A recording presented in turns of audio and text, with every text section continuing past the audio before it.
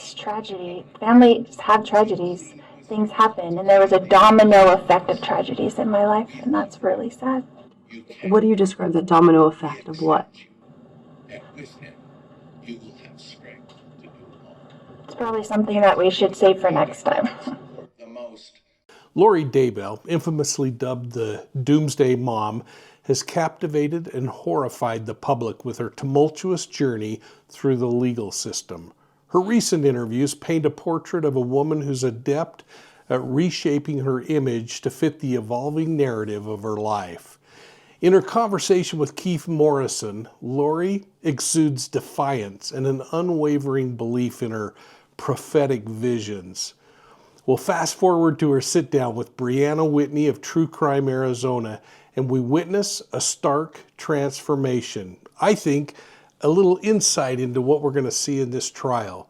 Because today, she's a humble, introspective Lori, positioning herself as a beacon of hope and a guidance to her fellow inmates. What on earth is going on?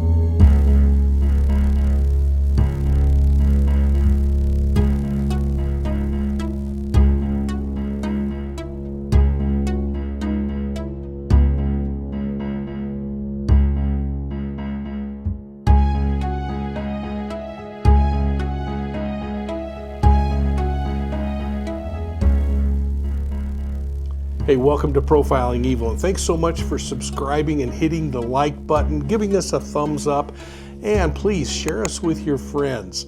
This is really an interesting case, and we're going to take a look at the contrasting interviews and unravel some of the threads of Lori's calculated attempts to control her story and influence public perception. We'll walk through her statements piece by piece and ask the question, is this a genuine transformation or just the next move in a master class on manipulation? Daybell's media engagements serve as a master's class in narrative manipulation. Her ability to pivot between personas is not just a testimony to her adaptability, but it's a carefully crafted attempt to garner sympathy and influence both the court and those of us in the public. So let's start with the Keith Morrison interview, which was all about defiance and prophetic certainty.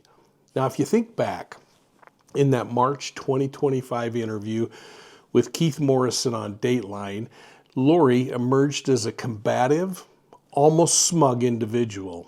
She remained resolute in her denial, using spiritual claims to explain away the horror of what she's been accused of, saying things like, "I've seen things in the future that was shown to me when I was in heaven." And she also said, we, speaking of her and Chad, were not in jail in this new vision that I'm having. We were not in prison. So she believes, at least then in the Morrison interview, that she and Chad were not in prison any longer and were living out their life as it was intended. Now, if you watched that interview, you likely walked away thinking that that's not her voice of humility speaking. It was a voice of a self-proclaimed prophetess clinging to her divine narrative. At times, she smirked and she interrupted or redirected Morrison's efforts to hold her accountable. On several occasions, she spoke with this kind of cold tone that matched her stiff body language and her unwavering gaze. She refused to acknowledge any wrongdoing, and she rebuffed the idea that Chad Daybell was convicted based on credible evidence. Her strategy was denial and distance. She emphasized what she believed would happen instead of addressing what has already happened. Now, fast forward a couple of months to the Briana Whitney interview, where she was suddenly humble and this new advocate for inmate suffering in her Arizona jail. Her newest interview was filled with kind of emotional pivots and self-effacing commentary. Gone is the spiritual superior prophetess of the Dateline interview. Now comes Lori Daybell, the inmate missionary, the legal underdog, and perhaps most manipulatively, the advocate for other inmates in the Arizona correctional system. In other words, she's now a jailhouse minister. She began those interviews by laying the groundwork early on when she said, quote, "There are intelligent, strong, beautiful women here that have been here for 8 years because of family tragedies. It's the same, like my case, a family tragedy, not a crime," close quote. You know, this is perhaps one of the most chilling yet recalculated framings of Lori's opinion of what happened in her crimes. And she presents it in this interview by calling the murders of her children and her lover's wife a family tragedy. She attempts to draw a moral equivalency between personal suffering and criminal culpability. She doesn't include any discussion about her then-husband Charles Vallow, who happened to be gunned down in his home moments before she headed out to Burger King. And of course, that's the focus of this trial now. But she takes this thing even further when she says, quote, "Arizona has no intention of giving anybody a speedy trial, even though it's your constitutional federal right. So what am I fighting for? I'm fighting for these women. I'm fighting for all of these women and trying to set a precedent here that you can't just leave these women in jail for years," close quote. Well, I guess she forgot her pretrial argument last week where she was complaining that she hadn't had enough time to find witnesses while complaining that she wanted her speedy trial. And as the judge so beautifully said, you can't have it both ways. Well, now she's the protector of the downtrodden women in the jail. This very well could be her way of building a jailhouse bank account, in my opinion. A way to avoid some of that inmate to inmate physical violence that sometimes occurs in a correctional facility. At face value, it sounds kind of noble, but make no mistake, Lori is positioning herself as a civil rights warrior now. Her language is filled with activism, adjacent phrases like set a precedent, constitutional right, fighting for these women. This is a rhetorical sleight of hand, redirecting our attention away from her charges and toward systematic flaws. Now she reinforces this persona with imagery she's painting, such as complaining about dental and health care in the prison. And she paints a bleak picture of all jail conditions, again, not for herself, but for this community that she now claims to serve. And then, perhaps in the most revealing comparison she makes, she says that the courtroom defense is comparative to her profession as a hairstylist. Now, this analogy might seem bizarre, but it's actually quite telling about what's going on. Lori is asserting that she is the best person out there to deliver her defense, not because she's legally trained, but because nobody else can represent her brand better than her. In short, she's not a defendant. She's a businesswoman defending her product, and her product is Lori being bad. And she backed up that by reiterating her 5-year preparation, saying, quote, "I have been working on my case for 5 years, so I know my case better than any attorney out there, and that could learn it over a 2-year period of time." Now, her statement is revealing on 2 fronts to me.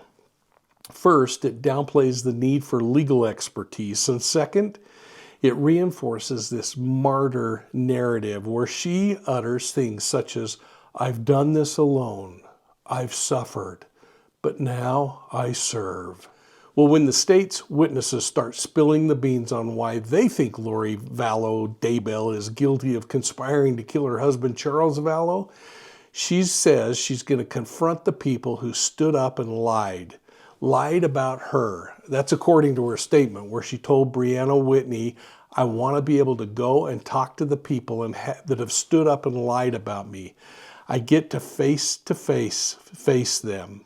I think that's important. Let's listen to that a little. This is more than legal posturing. It is strategic vengeance. It's emotional theater. Lori knows she won't likely walk out of court a free woman. Frankly, she never will because she's on life. But she can reclaim the story. You see, by portraying herself as falsely accused and spiritually appointed to lift others, she makes herself the main character again in this courtroom drama.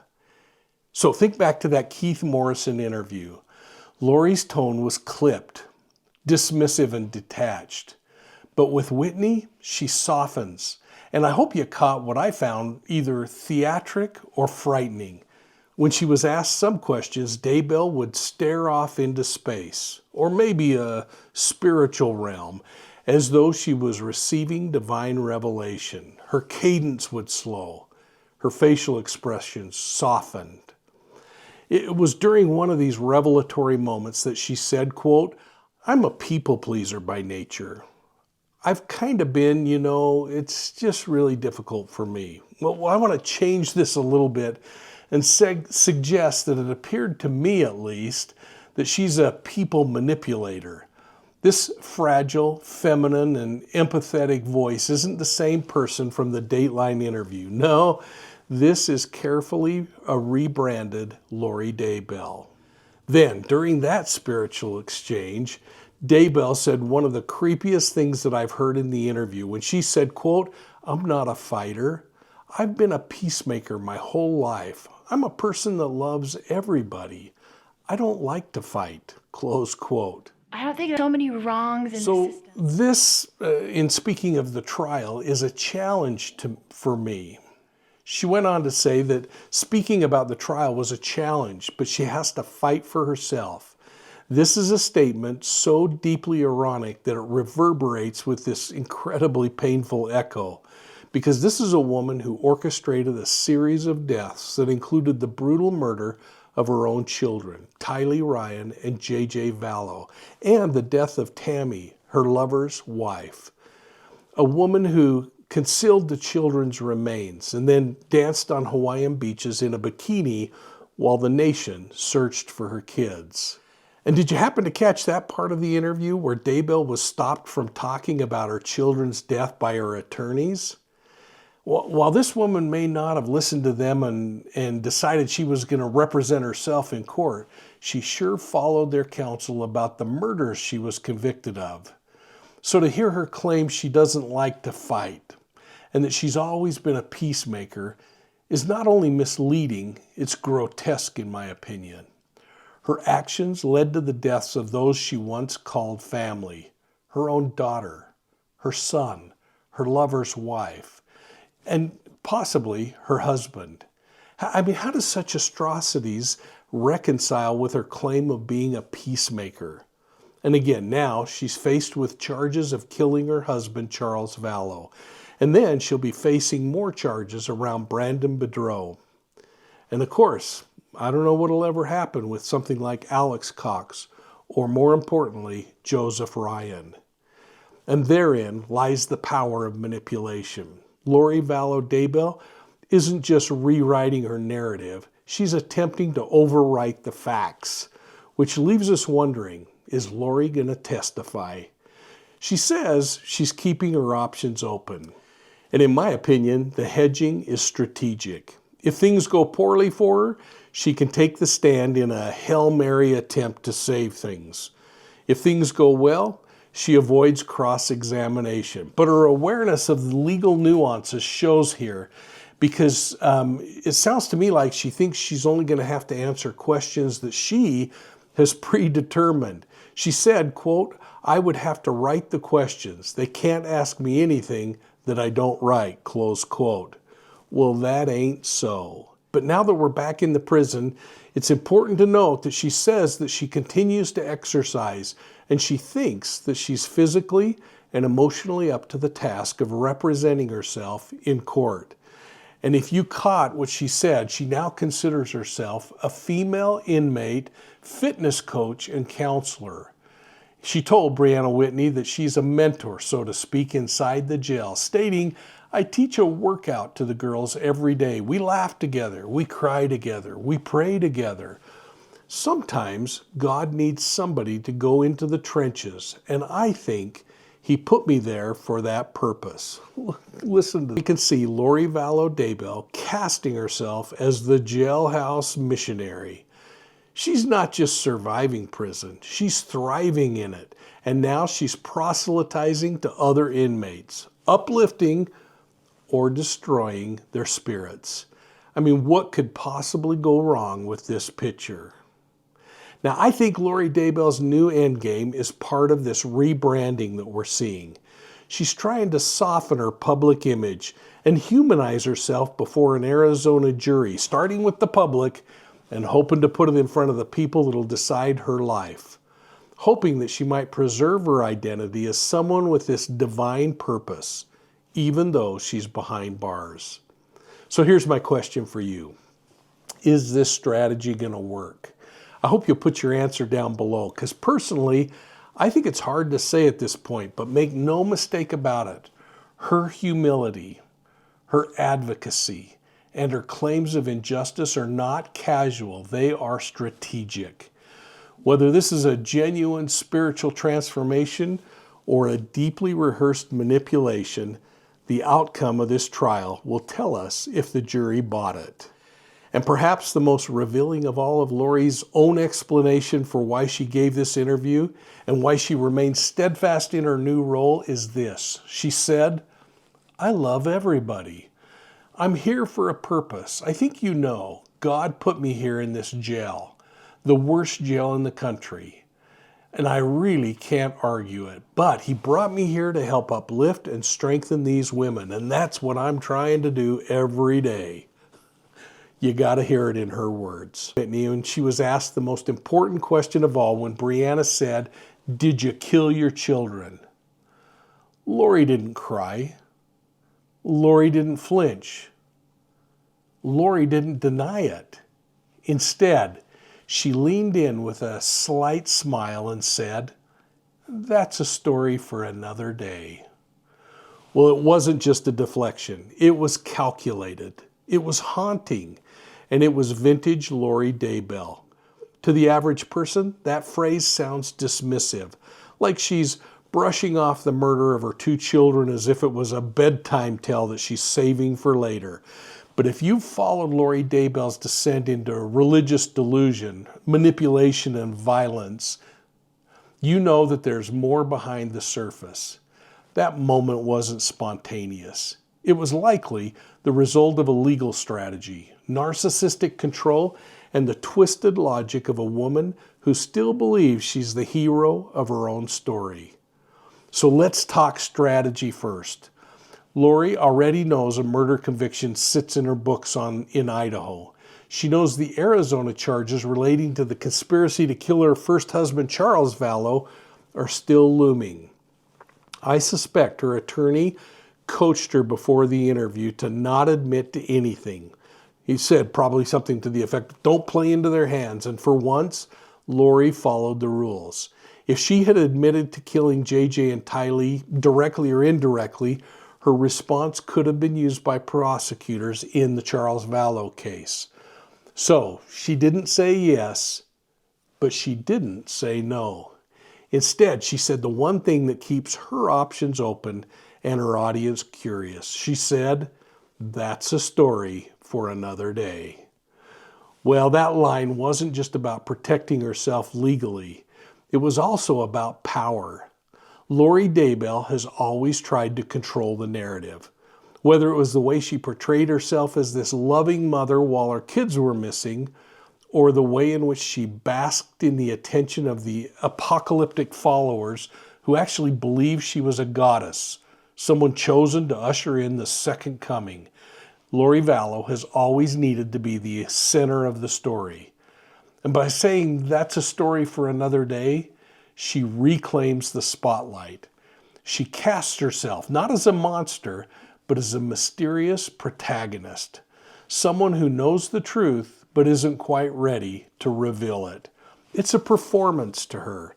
And like all performers, she wants an audience anxiously waiting for the next act.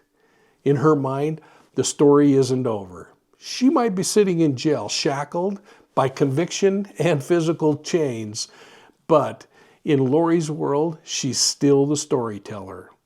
That phrase will dangle hope to anyone foolish enough to believe in her. a hope that one day she'll open up and reveal the real story. And perhaps that's the most disturbing layer of all, that Lori might truly believe there's a right time to reveal what happened. In the apocalyptic framework where she and Chad Daybell lived, timing was everything. Visions, portals, zombies, dark spirits, they all played on a divine clock. In her world, it isn't revealed in courtrooms or interviews, it's delivered by revelation. To her, this might genuinely be a story that's meant for another day. Not because she's hiding guilt, but because she still sees herself as somebody who's chosen, somebody who's misunderstood, someone who will one day be vindicated.